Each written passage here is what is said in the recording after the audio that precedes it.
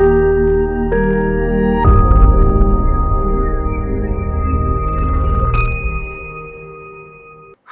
నేను మీ doctor Pujitha Byreddy, consultant haematologist and BMT physician at Kaizen oncology network Hyderabad. ఈరోజు మనం 30 years ఏజ్ గ్రూప్లో ఉండే విమెన్ రొటీన్గా చేయవలసిన బ్లడ్ టెస్ట్లు ఏంటి అండ్ క్యాన్సర్ స్క్రీనింగ్ టూల్స్ ఏంటి అనేది తెలుసుకుందాము. సో మనకు మామూలుగా వింటూ ఉంటాము, ఇండియన్ విమెన్లో అనీమియా అంటే హీమోగ్లోబిన్ తగ్గిపోవడం అనేది చాలా కామన్ అండి. రొటీన్గా నేను ఒక 100 విమెన్ని బ్లడ్ టెస్ట్ చేస్తే అట్లీస్ట్ 40 to 50% విమెన్కి ఖచ్చితంగా హీమోగ్లోబిన్ లోపం అనేది తెలుస్తుంది. సో అంత కామన్ అనమాట. కాబట్టి మనం రొటీన్గా కంప్లీట్ బ్లడ్ కౌంట్ అంటే సిబిసి అనేది చేయడం చాలా ఇంపార్టెంట్. దాంతోపాటు ఇంకా రొటీన్ టెస్ట్ ఏముంటాయంటే రీనల్ ఫంక్షన్ టెస్ట్. దీని ద్వారా మనం కిడ్నీ పారామీటర్స్ని తెలుసుకోవచ్చు. లివర్ ఫంక్షన్ టెస్ట్ కూడా రొటీన్గా చేయించుకోవాలి. ఇదెందుకు తెలుసుకోవాలి? దీని ద్వారా మనం ప్రోటీన్స్ బాడీలో ఎంత ఉన్నాయి, albumin main protein, liver function ఎలా ఉంది, ఇవన్నీ తెలుసుకోవచ్చు. నెక్స్ట్ ఇంపార్టెంట్ వచ్చేసి thyroid function test and lipid profile. Thyroid problems అనేది ఫీమేల్స్లో కామన్గా చూస్తూ ఉంటాం. సో థైరాయిడ్ ప్రాబ్లమ్స్ ఉంటే ఈ థైరాయిడ్ ఫంక్షన్ టెస్ట్ ద్వారా తెలుసుకొని దాన్ని మనం ట్యాబ్లెట్స్ ద్వారా కరెక్ట్ చేసుకోవచ్చు. లిపిడ్ ప్రొఫైల్ అనేది చాలా ఇంపార్టెంట్. ఎందుకంటే ఈ మధ్యకాలంలో ఈవెన్ విమెన్లో కూడా కార్డియాక్ ప్రాబ్లమ్స్ అనేది ఎక్కువ అవుతున్నాయి. సో రొటీన్గా లిపిడ్ ప్రొఫైల్ని చేయించుకొని దాంట్లో కొలెస్ట్రాల్ అబ్నార్మాలిటీస్ లేకపోతే ఎల్డిఎల్ అబ్నార్మాలిటీస్ ఉంటే మనము వాటిని లైఫ్ స్టైల్ ద్వారా ఇంకా మెడికల్ థెరపీ ద్వారా కరెక్ట్ చేసుకోవచ్చు అన్నమాట. ఇవి వచ్చేసి బ్లడ్ టెస్ట్లో కామన్గా చేసేటివి. ఇక న్యూట్రిషియస్ డెఫిషియన్సీ ఏమన్నా ఉందా అని తెలుసుకోవడానికి ఐరన్ ప్రొఫైల్ ఖచ్చితంగా చేయించుకోవాలి.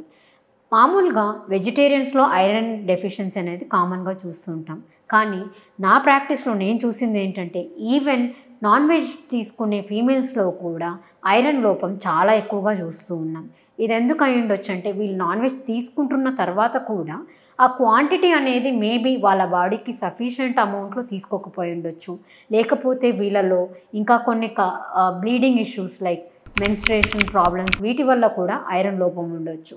సో ఐరన్ డెఫిషియన్సీని మనం ఈ ఐరన్ ప్రొఫైల్ చేయడం ద్వారా కనుక్కోవచ్చు అన్నమాట. సో ఐరన్ ప్రొఫైల్ ఇంకా vitamin B12 level, folic acid level, దాంతోపాటు విటమిన్ D లెవెల్ కూడా చేయించుకోవాలి. మనం చూస్తూ ఉంటాం IT employees most of the time వాళ్ళు ఇండోర్స్లోనే వర్క్ చేస్తూ ఉంటారు. ఇంకా డాక్టర్స్ కానివ్వండి లేకపోతే అదర్ ప్రొఫెషనల్స్ కానివ్వండి, ముందటిలాగా పొలాలకు వెళ్ళేం మనమేం పనులనేం చేస్తలేము. So most of the time we stay in indoors. కాబట్టి మనకు సన్ ఎక్స్పోజర్ అనేది తక్కువ అవుతుంది, మనకి విటమిన్ D లోపం అనేది కూడా ఎక్కువ అవుతుంది. కాబట్టి విటమిన్ Dని కూడా రొటీన్గా చెక్ చేయించుకుంటూ ఉండాలి. ఇవి రొటీన్ బ్లడ్ టెస్ట్లతో పాటు ఈ మధ్య కాలంలో ఇండియాలో డయాబెటీస్ అనేది కామన్గా చూస్తూ ఉన్నాం. సో డయాబెటీస్ స్క్రీనింగ్ ఇంక్లూడ్ చేసుకోవడం చాలా ఇంపార్టెంట్. ఇది HbA1c అని ఒక టెస్ట్ ఇంక్లూడ్ చేసుకుంటే మనము ప్రీ డయాబెటీస్ని గుర్తించగలము. నెక్స్ట్ వచ్చేసి ఫీమేల్స్ ఎవరైతే కన్సీవ్ అవ్వాలనుకుంటున్నారు లేకపోతే చైల్డ్ బేరింగ్ ఏజ్లో ఉన్నవాళ్ళు ఖచ్చితంగా గైనకాలజీ కన్సల్టేషన్తో పాటు AMH లెవెల్ అంటే వీళ్ళ ఓవేరియన్ రిజర్వ్, వీళ్ళ ఫర్టిలిటీ లెవెల్ని మెజర్ చేసే హార్మోన్ మనం మెజర్ చేసుకోవాల్సి ఉంటుంది. దీంతోపాటు oestrogen levels, progesterone levels check చేయించుకోవాల్సిన అవసరం ఉంటుంది.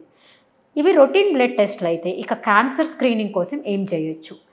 ప్రతి 3 yearsకి ఒకసారి sexually active women above 30 years of age group ఖచ్చితంగా ప్యాప్స్మియర్ విత్ HPV టెస్టింగ్ ఖచ్చితంగా చేయించుకోవాలి. దీని ద్వారా ఏదైనా సర్వైకల్ క్యాన్సర్ స్క్రీనింగ్ ఉన్నా లేదా ప్రీ క్యాన్సరస్ స్టేజ్లో ఉన్నా ఎర్లీగా కనుక్కొని దానికి తగిన మెజర్స్ తీసుకోవచ్చు. నెక్స్ట్ వచ్చేసి breast cancer screening. Breast cancer screening as per guidelines అండి above 40 years of age group నుంచి స్టార్ట్ అవుతుంది. మరి 30 to 40 years age group cancer screening అవసరమే లేదా అంటే మనము వీళ్ళల్లో ఈ ఏజ్ గ్రూప్లో సెల్ఫ్ ఎగ్జామినేషన్ అనేది చెప్తూ ఉంటారు. విమెన్ వాళ్ళ బ్రెస్ట్ సెల్ఫ్ ఎగ్జామినేషన్ చేసుకొని ఏదైనా లంప్ కానీ ఏదైనా అబ్నార్మల్ అనిపిస్తే ఇమీడియట్గా డాక్టర్ని రీచ్ అవ్వాలి. ఇది కాకుండా ఫ్యామిలీలో first generation history of cancer ఉంది అంటే వాళ్ళ అమ్మలోనూ లేకపోతే వాళ్ళ అక్క చెల్లెల్లోనూ ఏదన్నా క్యాన్సర్ ఫ్యామిలీ హిస్టరీ ఉంటే వీళ్ళు ఖచ్చితంగా బ్రెస్ట్ క్యాన్సర్ స్క్రీనింగ్ కూడా చేయించుకోవాల్సి ఉంటుంది. Thank you.